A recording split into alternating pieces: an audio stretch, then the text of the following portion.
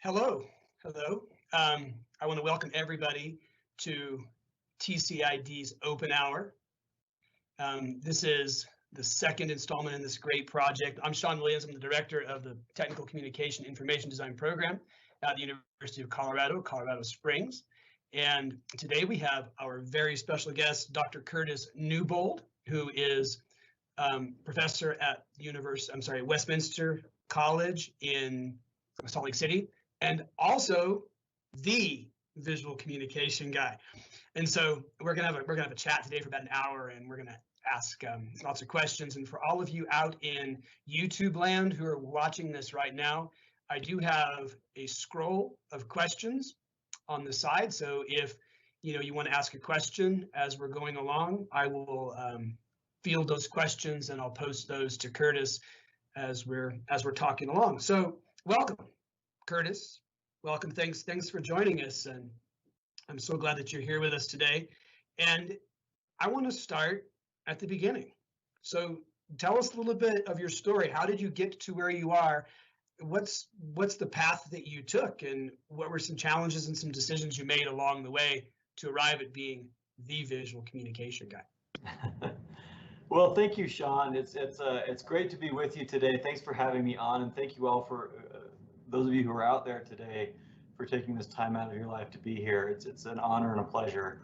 Yeah, Sean, why don't I'll give you just a quick, the quick story, and then if there's anything in there that you want to dig into, we can go into more depth. But yeah, I have 3 degrees in things related to English and communication and professional communication. I started off as a undergraduate student getting my bachelor's degree in technical communication in an English department.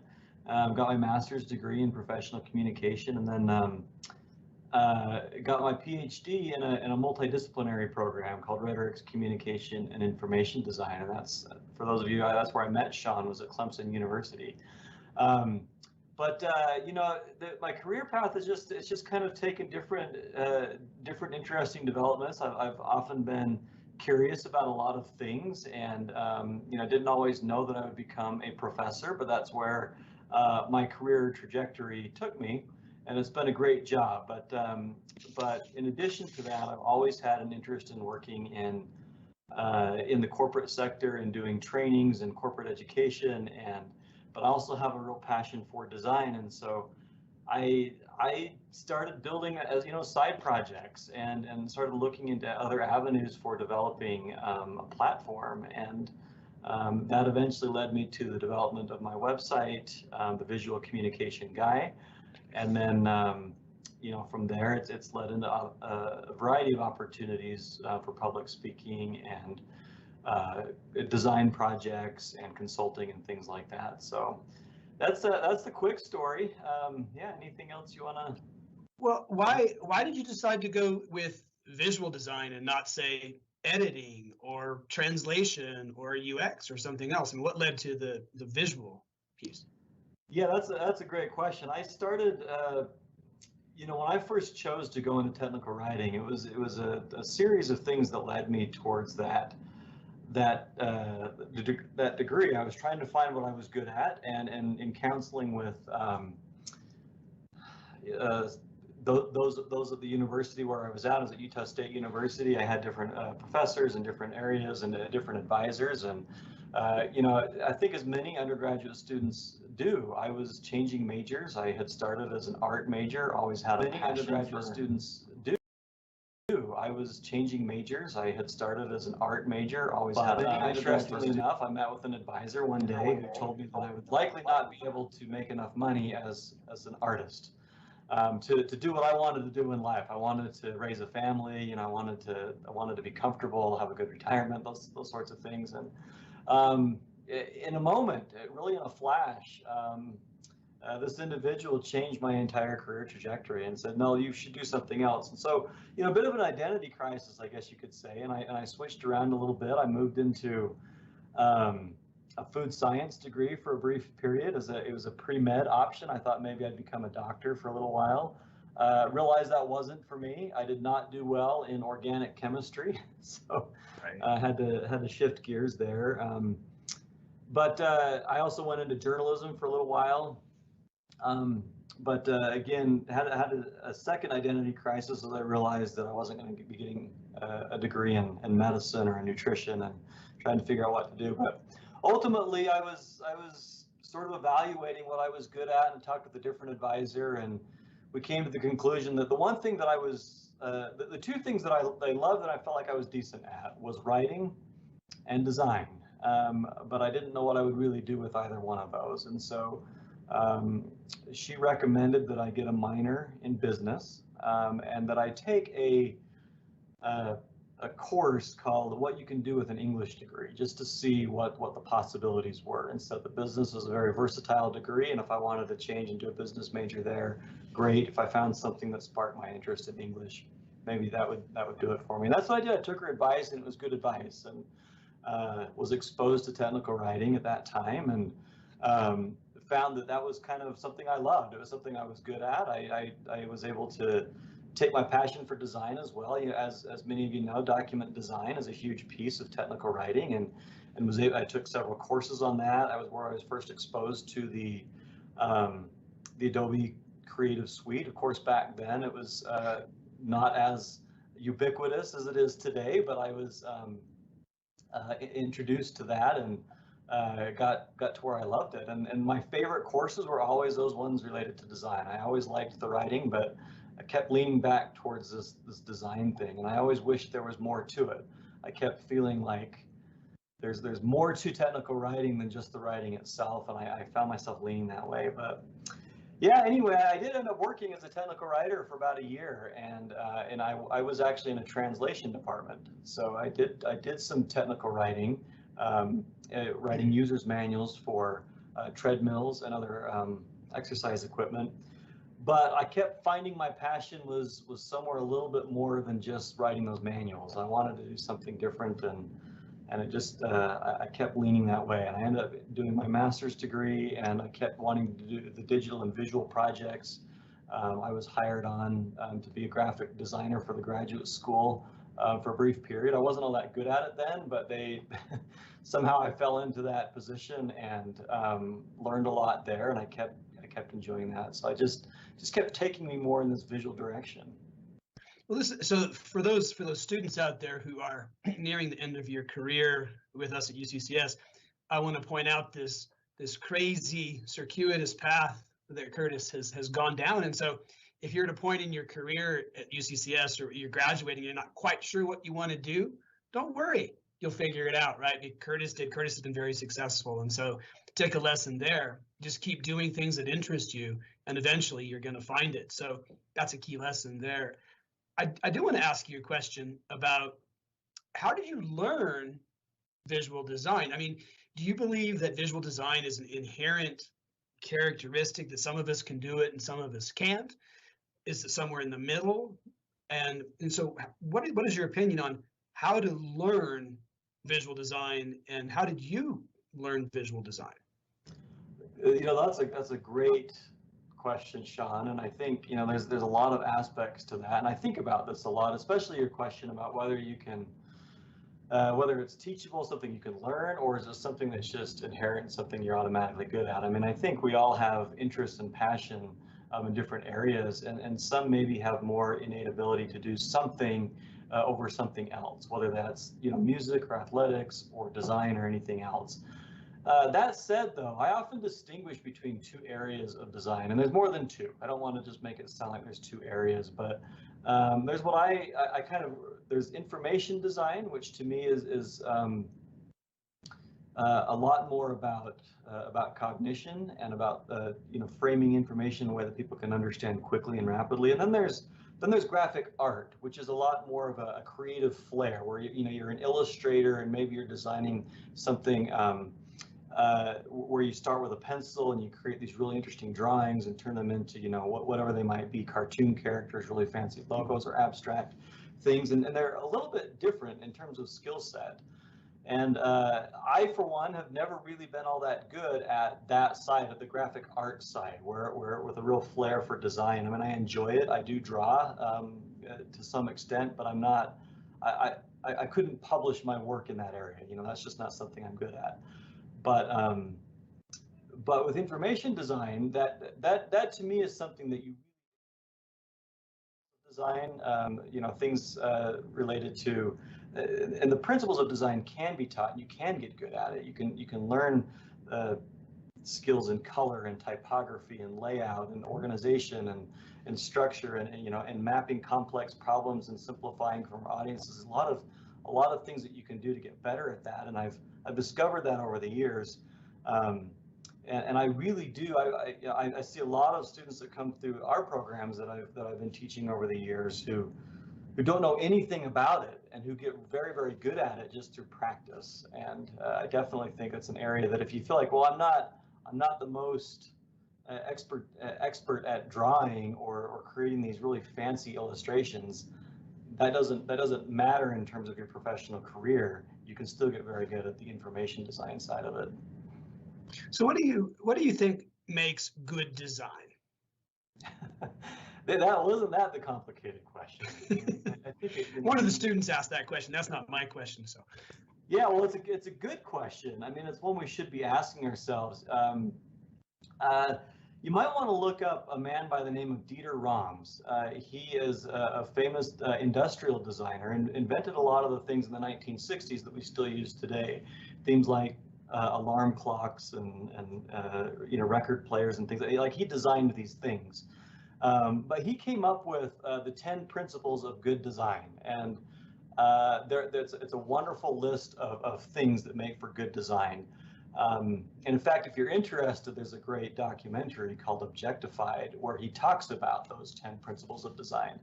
And you know, I mean, there's a series of things in what he says that I 100% agree with. It's things like one of them is good design is not obtrusive.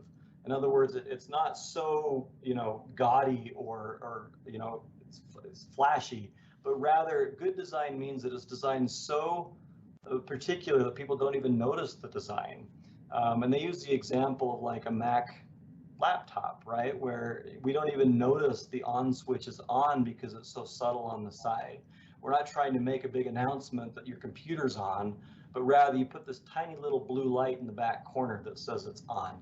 And so that's one of those things that that Dieter Rams says makes for good design. It's not obtrusive, but he also talks about it being friendly, it being, you know, environmentally safe if you're creating products. But really, I think it's about reaching your audience's needs at the end of the day. You know, what do they really, really need, and can you meet that expectation and give them something helpful? Which, you know, there's a lot of things that are involved with that. Whether, you know, it's clear, it's usually clarifying, simplifying, drawing attention to key points. But that can show up in so many different avenues of our lives. I mean, even in an email that we write every day, is there a way that we can design it to be a little bit better? And, you know, research has shown that people are more likely to read and remember an email if you space out paragraphs, right? If you just chunk it a little bit, put a heading in, maybe if there's an important date, you make that red and bold or something like that. Those are the design choices that we make, but that makes for a better design rather than just sticking to the default, not thinking about it. So a lot of times good design is about a strategic decision process for reaching our audience's needs.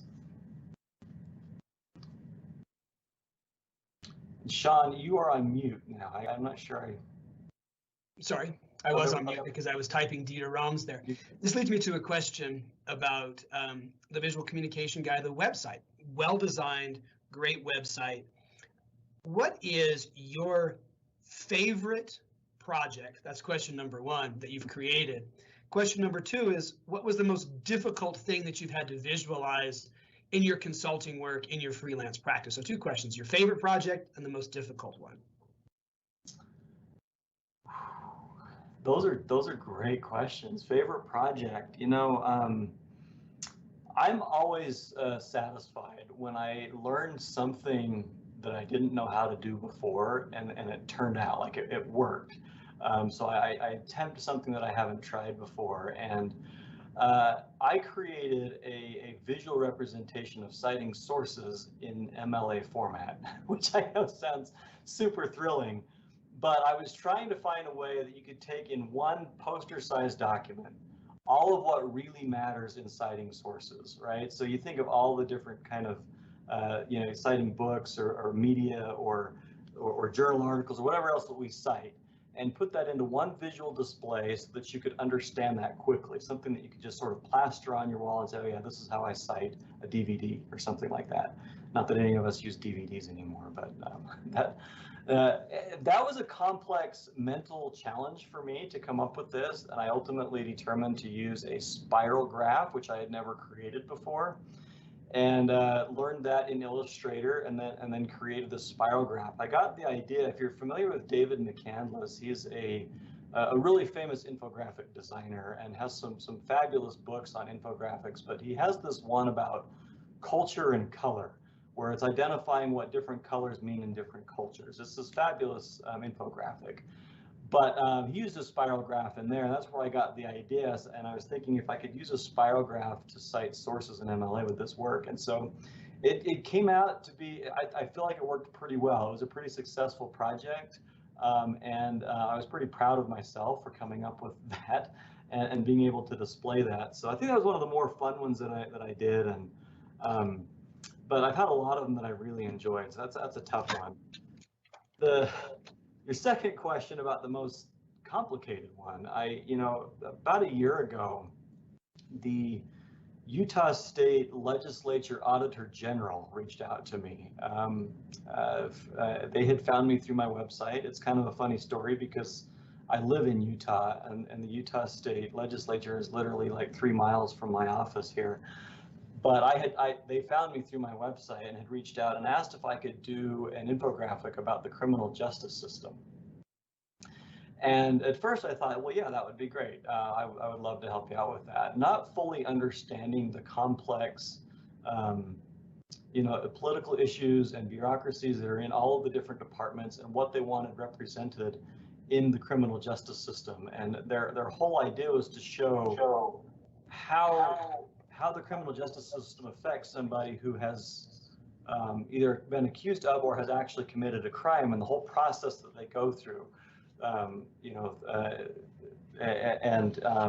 At first it seemed like a fairly linear thing that, they commit the crime and then it goes through these several steps. And it's absolutely not that at all. And it's a very complex project. And I'm not even sure by the end that we were able to really capture everything that needed to be in there. We worked on it for several months, probably 6 or 7 months. I'm trying to figure this thing out, went through several different iterations.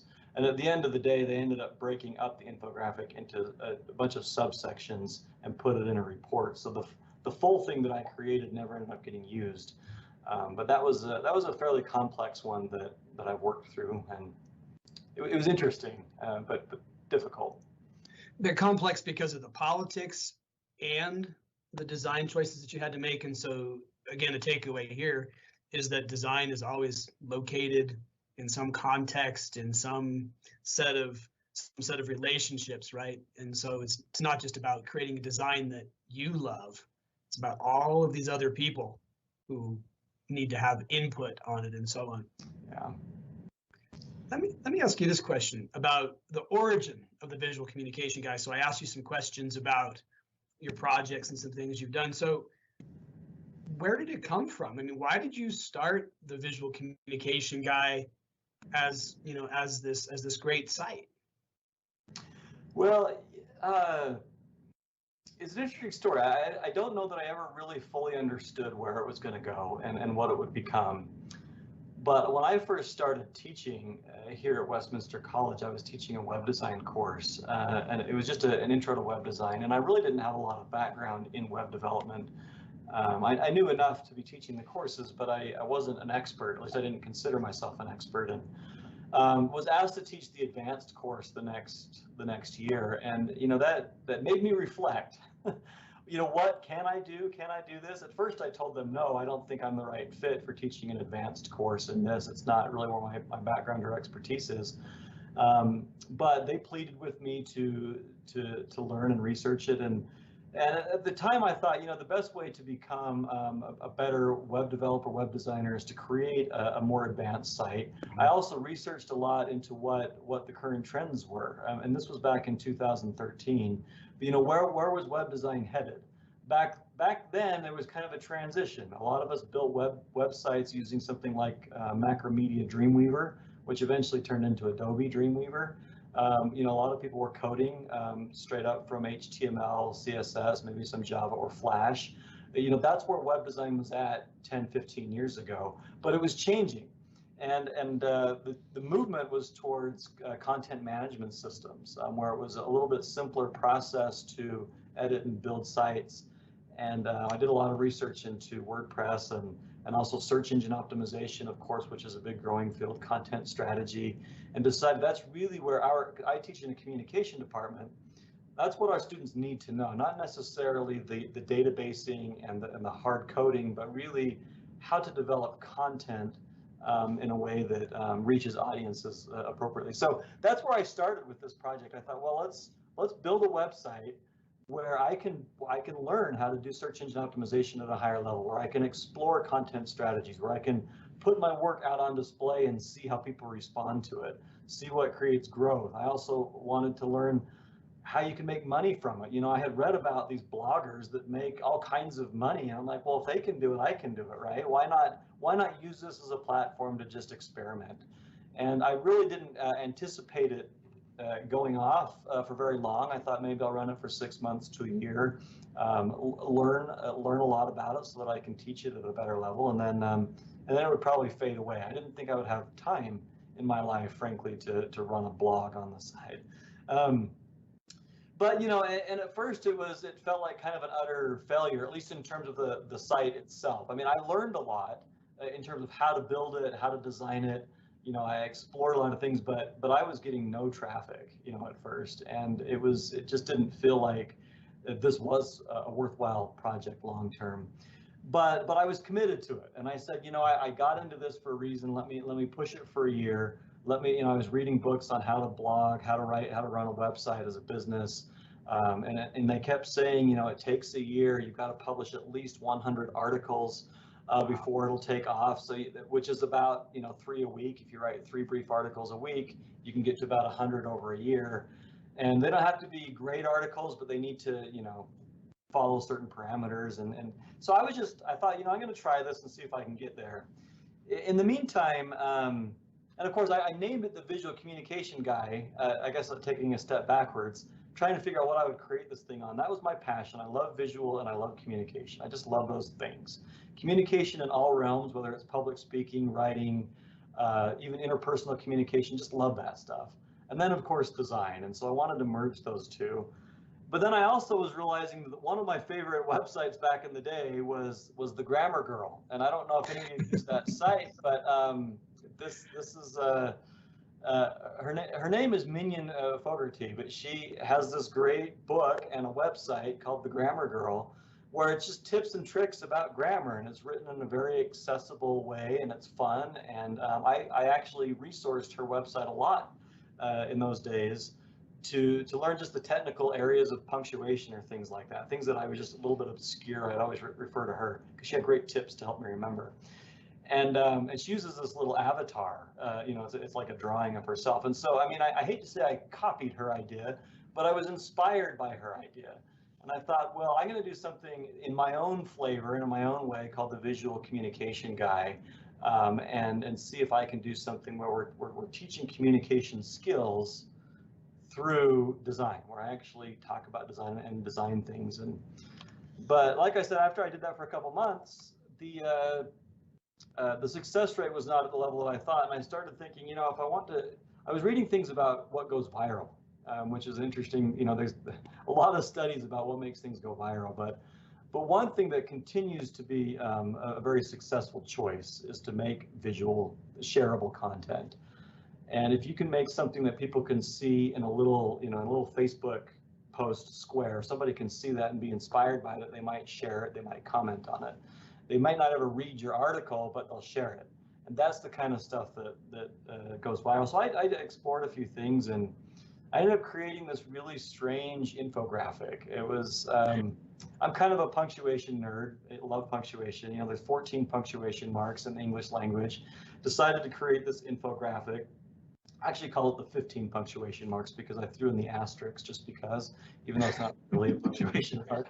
But so it's called the 15 punctuation marks, and I turned it into a bar chart that just shows how many rules exist for each punctuation mark, really to make the point that some of those more obscure punctuation marks, a lot of people feel like they don't know how to use a semicolon, for example. It seems to stress them out. Like, I don't know how to use a semicolon. But semicolons are really not all that difficult. Commas are way more difficult, far more difficult to use accurately. And I made the point, I was trying to make the point that, yeah, periods you can do like 2 or 3 things with, question marks 2 or 3 things. You know, semicolon you can do like 4 or 5 things with. A comma has 13 different things you can do. Actually, there's a few more than that, but I put 13 into the infographic. But it just shows this progression of complexity, right? And I just published it. I thought that was an interesting thing, and it shows how more complicated each different mark gets, showing that the comma is the hardest. And that, it just happened to go viral. You know, it got picked up by websites like lifehacker.com and designtaxi.com, and ended up getting hundreds of thousands of hits. And I also saw my revenue increase when the traffic went up. So that inspired me to do more of that. And I think that's when the light bulb hit. Oh, you can teach concepts through graphic representations. You take an info, and so again, I did the MLA format. How do you cite sources and create an infographic about how to do that? How do you use images? I created another one that had a lot of success, and still to this day has a lot of success on my site. It was about image copyright laws. You know, and it's called "Can I Use That Picture?" But that's been widely used and distributed amongst universities and colleges around the country.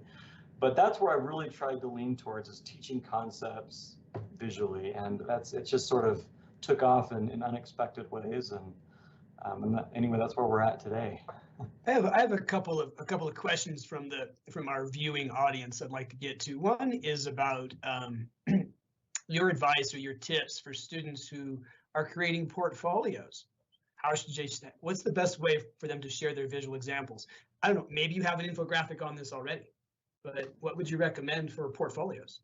I should create one on portfolios. I'm always looking for new ideas. So I have not created one yet on how to do a portfolio, but yeah, and I think you're talking about digital portfolios, right? Correct. So, you know, one of I think the challenging things that I've seen with a lot of portfolios, especially if your background is in writing, technical writing, journalism, things like that, is to try to find a way to visually display your work, because your work is primarily written work, and written work does not always show itself that well on a website, at least not on like a homepage or anything. If you just take a screenshot of a report and put that as a graphic on your website, it's really not going to look all that great. So, you know, there's several factors when it comes into building a portfolio, and I think maybe just take a step back. First, who you are and what you do is critical, right? So you put yourself, I often preach taglines, or if you're familiar with Steve Krug, he's written a book on usability testing that he talks about welcome blurbs, which is basically an extension of a tagline. You don't want a lot of text, but something that it's like a pitch, a sales pitch for yourself. So you start there and you say, I am so-and-so, and this is what I do. And if you can package that in 5 to 9 words, what it is you do and how well you do it, that's tricky. It's hard to do, but if you can do that, then you have your pitch. This is who I am and what I do. And I would start there. And then the second thing is navigation.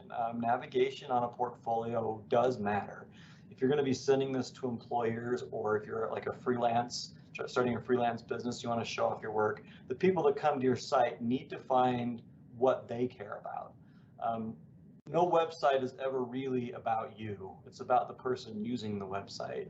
And you have to help them find it, right? So your navigation, it's grouping and nesting. So I usually recommend you come up with 3 or 4 key areas that you're good at, and those can be more tangible, like maybe writing projects, design projects, marketing. Those are more kind of tangible, or they might be more skills focused, like leadership and collaboration and something else, or or creativity or something like that. So you can couch it different ways, but I would recommend you kind of narrow it so that focus is clear, and then help people navigate and find that stuff. If you're 3 or 4 layers deep, like if someone clicks on your work and then they click on technical writing projects and then they click on reports, and they're getting down 3, 4 layers deep, eventually they get to this thing that you've created, right? And that's where you might have some display, but then what if they just want to go back one step? You should have something built in to help them go to the forward a step or back a step so they can stay within the same area of a website. I often say, and I don't know, do you all have an IKEA there in Colorado? Yes, I think so. Yes, I'm sure there's one in Colorado somewhere. Well, I don't think there's one in Colorado Springs. This example may not work well if you haven't been to an IKEA recently. There's one about 20 minutes from us here, and it's a pretty popular place to shop, but they're very difficult to find your way through. They're intentionally designed that way so you get lost and you can't ever find your way out of the store. But it's like a maze. You never want your website to be like an IKEA. You want it to be very clear how to get back a step, how to get to the next place, how to get back home, and things like that. So that's going to matter for any website, but I think portfolios matter. And the third is just your brand. Just make it visually interesting. And so when you talk about writing projects, if you're trying to find a way to visualize a writing project, think about kind of the broader, what's it about? What's the topic of your report, if it's an organization. But you can usually create icons or visual representations of what that is, and that can take them down a path. Eventually, sure, they can download a PDF and review your whole work, but the pathway to get there should be visual, should be simple, should be clear and obvious how to get there. But kind of long answer to the question. Hopefully that's a little helpful. No, it's a good thing, and of course it warms my heart to hear you talking about navigation and information architecture, because that's something that I love. And of course, for a lot of the students who are tuning in today, they're in a senior portfolio course, and they're making their portfolios right now. And so they're making these decisions about how do I navigate, how do I create, icons to represent my portfolio, to represent my projects, and should I have the whole thing, or should it be just, like a snippet, or should it be 8 lines or 3 lines, and what I'm hearing from you is the 6-word short story. I don't know if you're familiar with the 6-word short story. I don't know. That does sound fascinating. But it's basically create 6 words and tell your whole story in 6 words. I think it evolved from Hemingway or somebody. I don't remember who did it, but it's kind of been a thing, the 6-word short story. And so you're getting lots of love. You can't see the YouTube feed, but you're getting lots of love for reinforcing the concepts that we're teaching in TCID. So thanks for that. I want to go back a little bit to your freelance, because I think that we have some folks out there in YouTube land who are interested in your freelance work. How do you build a business? How do you run a business? How much experience do you need to have before you strike out to be a freelancer? So sort of switching from the visual communication guy as a teaching and a website to now thinking about it as a business that you run. Yeah, those are great questions. It's fun and it's exciting, but it's also a little bit scary to jump out into the freelance world. And one of those questions you said is, how much do you need to know before you start? I think there's a few ways to respond to that. First of all, with a bachelor's degree in technical communication and information design, you already know more than many people do in these areas, and you have a skill set that you can provide advice to. If nothing else, you can write and help people with writing projects that they may not be as great in. I have learned over the years that many business professionals, even very successful business professionals, still struggle with some of the basics in communication, in writing, in design. And so there's always an opportunity, I believe. That said, I would always encourage you to recognize your limits and don't advertise yourself beyond what you're capable of doing. And I think, there's a good example right now. The same Utah State Legislature asked me if I could design a branding suite for them. And I said, yes, I can do just about everything in terms of the branding suite except the actual logo design, which I know is a big piece of that. But once you create that, I can create your style guide, I can create your strategy and create templates for your documents. But I don't have that graphic artist visual flair that you might hope for. I can create some mock-ups, but I have a limitation there. And I think you have to just be very honest with who you're working with. You say, this is where I'm good at, and this is where you might need to find somebody else. So I think you start there and you say, these are my strengths, this is where I can really start, and don't sell yourself to something you can't do. In part because there's an ethical and honesty question with that, but also because it's going to cause you some stress and anxiety as your clients become frustrated with you, and you can't produce what they need. So there's those things, but then I do think it takes some time. Don't feel like you need to have a tremendous amount of success right when you start. I think that's a little bit unreasonable to assume that when you start in your first year out of your bachelor's degree, you're going to make a full-time living freelancing. It's possible. I'm not going to say it's not possible, but I think gaining some more experience and practicing is going to really help. I also recommend that you find a way to get your voice out there. We live in a world where people find you primarily through word of mouth or through the internet. Those are like the two primary ways. So and that's sometimes hard to do, but you have to kind of get your foot in the door. You have to explore reaching out to people that you do know. Sometimes you have to do things for pretty cheap when you're new at it, so that you can just get some experience and kind of have a list of clients. The more you do, the more you can start to charge because you have that expertise. But sometimes it's just about even doing some things for free. If someone says, hey, do you know how to build a website? You can say yes, but I'll do it. But you might just want to do a few projects for cheap. Websites maybe not the best thing to do for cheap because they're a lot of work, but but you can. I've had students do that. But then I usually recommend also having a platform. Again, if you want to really get out there, you have to have some kind of a website or a strong social media presence, and find a way to share your knowledge with the world. And that's really what happened with me. Most of even my close friends, former coworkers, colleagues, former graduate students, didn't really know what it is I did until I started publishing stuff on my social media.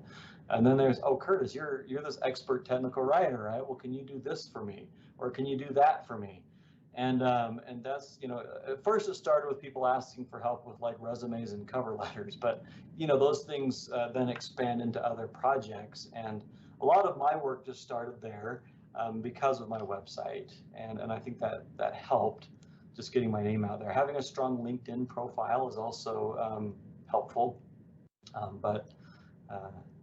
Anyway, yeah, did that answer your question, Sean? Yeah, it does. And so the takeaway here is patience. I'm hearing, and I have a couple of experiences that are on the negative side of what you're talking about, where I wasn't patient enough. If you want to Google something funny, I'm not even sure if it's still online. It was called Grammar Bomb. Great idea. And it was competing with, what's the Grammarly? It was competing with Grammarly. And we had a great model, and it just never went anywhere, probably because we didn't wait long enough. And so we didn't do these things that you're talking about. We didn't build the platform, we didn't build the communication channels, and it failed miserably. Another experience that I had was working with a hospital system, and it had this huge scope creep where it went from, we want you to design some forms to building an online database system that connects the hospital with doctors. And I said yes, but as you're talking about, it was the most stressful 3 years of my life, because I had to learn all about database management and integrating networks and stuff. And so it was I learned the negative way. You seem to be a much more successful person at this than I ever was. Because I would actually say failure is an important part of the process. So not everything I've done has worked. And so, yeah, I think in addition to having patience, you have to embrace failure. Recognize that sometimes you're going to do something that doesn't work. I've been pretty discouraged. Back when I was really trying to explore what would go viral, I explored a lot of different topics, and I thought it would be interesting to create an infographic about the salaries of NBA players and based on which university they graduated from. It sounded fascinating for whatever reason. I don't know why. And I created this cityscape, and I created a little building for every single university that represented every single NBA player. There's about 440 players. I data mined ESPN and pulled out all their salary data. And the university, this thing took me forever, okay? And then it didn't fit well into a document, okay? So I ended up creating this thing that was like probably 5 feet wide if you were to print it out, I never printed it out. And I published it on my website after spending just a tremendous amount of time thinking, oh, this is totally gonna go viral in the sports world. Anyone who loves sports is gonna think this is interesting. It failed at the highest levels, right? I got maybe 14 views or something. Nobody shared it. Nobody could read it. It's so complicated and so big, you can't read it on a website. But I learned a lot from that. If you're going to put it on a website, it has to be visible like instantaneously. People have to be able to make sense of it right away, or it's worthless. I thought people would click on it, blow it up, maybe even print it out and study it. No. I totally misunderstood people at that time. But you take a failure and you say, well, that didn't work. Why didn't it work? And now let's try something again. And I think that's what entrepreneurs do. They start businesses. Some fail, some don't. And you find the things that work, and you keep getting better at it. And I think one thing in one of our conversations you talked about also is continue making stuff. Right? Just make stuff. And, partly learning skills, like learning the Adobe Creative Suite, it's an endless labyrinth. You can spend years learning it, but you're not going to learn it if you try to learn the software. The way to learn the software is by doing things like designing infographics on NBA players and seeing where that goes.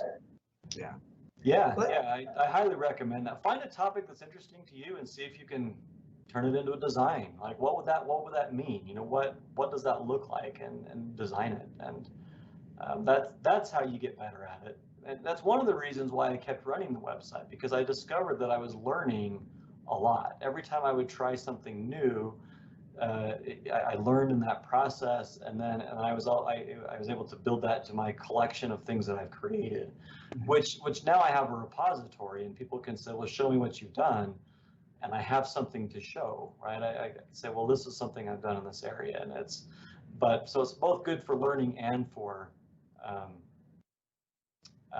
getting your name out there. So, well, and what some of the students were asking about core skills and technical communication. So, what do you think, based upon your experience, are some core skills in the field?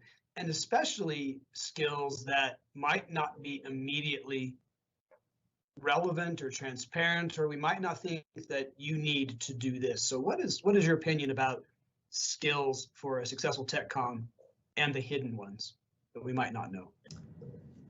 There's a lot. I think, oftentimes we use the word soft skills or hard skills. Whether or not you love that term, I know some people don't like those terms, but there's more of your practical skills, things like software and and technique and things like that. And then there's things like negotiation. If you want to go into freelancing, it's being able to be able to openly talk about pricing and things like that. So there's those, but I think just broadly defined, it's important to be a good writer. If you feel like you're still struggling in that area, you want to improve. Some people are just more naturally inclined at writing and some aren't, but it's something you want to be good at. So study that. Study sentence structure. Study rhetorical grammar. In other words, how different rhetorical constructions of a sentence affect users in different ways. So not just about getting it right, but getting it making it interesting, and finding ways to do that, which it's also the whole idea of plain language and using correct verbs and noun phrases and things like that. If you feel like you can improve, do that. I think that the better the writer you are, the better off you'll be. And I like to always lean on, Benjamin Franklin once said that he was so successful because of his ability to write. He came from a very middle class to low income kind of family, and yet he's one of the most famous people in American history, and most famous inventors and diplomats and politicians. And why was he successful? Because it was because of his ability to write. At least that's what he says. And if you read his biography, I believe it. I mean, that's what took him places. And then of course design. And I found that if you can combine those two skills, automatically you're a step above just about everybody else out in the world. Most people don't have design skills unless they take a degree in graphic design or communication or something like technical communication. They don't ever get that. In the United States, we don't teach it really past 6th grade unless somebody chooses to take that path. If you choose to take that path, obviously, sure, you'll take it. But if you go into any other degree, into business, into science, into whatever else, you just don't get that background. And so learning design principles, information design, and then showing that, if you design your resume to look nice, you're probably going to stand out from just about everybody else. If it's easy to follow, if you're using nice fonts, good headings, it's organized with maybe using the rule of thirds or whatever you might be implementing. So I think that's another area, and those are the more obvious areas. A good writer, good designer. If you can build those two skills, you're going to stand out. Some other skills that seem to help, if you have more advanced technology skills, it's not a skill anymore to say that you know the Microsoft Office products. That's not really worthwhile. But if you can code a little bit, you don't have to be an expert coder, but if you know HTML and CSS, that is a valuable skill set that you can start applying, because a lot of businesses, even who hire technical writers, expect you to be able to work with their website and to upload content and to have some awareness of things like file types and coding languages. You don't have to be an expert coder, but I think if you can at least have some awareness of content management systems like WordPress or maybe Joomla or Drupal or some of those, it's a good skill set to have. And that seems to be the trifecta in terms of skill sets. But then, yeah, there's these other areas. I think it's important, really, understanding audiences. I think when we talk about some of the theoretical realms of things to know, you want to understand how people do respond to information. What affects their brain, what affects their emotional, background, their personal background. Also being conscious. We live in a very socially conscious world, so you want to be inclusive in the way that you communicate, and being responsive to some of the cultural trends and ethical things. But I don't know, it's a complex question there, Sean, but I think audience awareness, I use the word empathy a lot. Being empathetic to your audience is really a critical skill, because again, almost everything you create, and I would even venture to say everything you create, whether it's a report or a PowerPoint presentation or an infographic, it's really about them. It's never about you, because if they don't understand it or they don't like it, even if it's just they don't like it, if it just doesn't resonate with them, they're not going to use it, and that doesn't do you or them any good. So it's about understanding where they're coming from. Well, these are all great things to hear, again, because in some of our classes, we have a class right now that's going, it's 100% about empathy. And I can imagine somebody in a technical communication program saying, well, what on earth does empathy have to do with my degree? But, I want to write documents and I want to build websites. But what I like to tell students, you said this very well, it's not about you. I even go a step further and I say, nobody wants to read what you write, so make it good, right? And especially in the professional world, nobody wants to read what you write. And so it's got to be designed well. It's got to be written well, and if you can code, that truly is a trifecta. And by code, I think, it's also advanced skills in technology that most people might not have, right? It's not necessarily, HTML and cascading style CSS, sure, That doesn't mean you need to write C++ or Java. Right. Well, no, I don't think not that. No. So I really, and I'm really happy to hear you talk about rhetorical grammar. This is something, I think that we should focus on more, because we think of grammar as rules. Grammar is really suggestions that have become rules, right? And so you've got 13 rules or 13 rules of commas. Well, maybe not. Right. Right? Nope, absolutely. Maybe not. When do you use an M dash versus parentheses? These are rhetorical decisions that could guide your writing and make it more effective for a particular audience. And if you are empathetic to your audience, you would know which punctuation mark to choose. Yeah, you can follow every single rule and still have terrible writing, right? I mean, you can have it grammatically correct and still be a terrible document. So there's much more to it than that. Absolutely. Well, I also like to paraphrase or steal from Don Norman. Pretty things work better. Yep, they do. Pretty things work better, and that's just sort of the way of the world. I want to ask you a little bit of a question about the future of the field. You're talking about visual communication. What do you think we should keep our eyes on? And this is different from what should we prepare for to get a job now, but what should we be keeping our eyes on as evolving trends in technical communication? Well, that's a complicated question. I love it though. I think what we're seeing, we're entering an age where just communication experts in general, whether you're in technical communication or other areas like maybe marketing or something like that, but technical communication is where we're at today. And I think it's about finding a way to merge a complex set of skills. We're seeing communication experts have to be adaptable. And so as we're looking into the future, I'm seeing, it's no longer can you just be a technical writer. I don't think that that's going to be the wave of the future, where it was in the past. You're a technical writer and you might be writing manuals. Well, today you might write manuals, but that's going to require some sort of video integration. Probably you might create some instructional design methods. You might have to turn these into snippets that look more like well-designed white papers.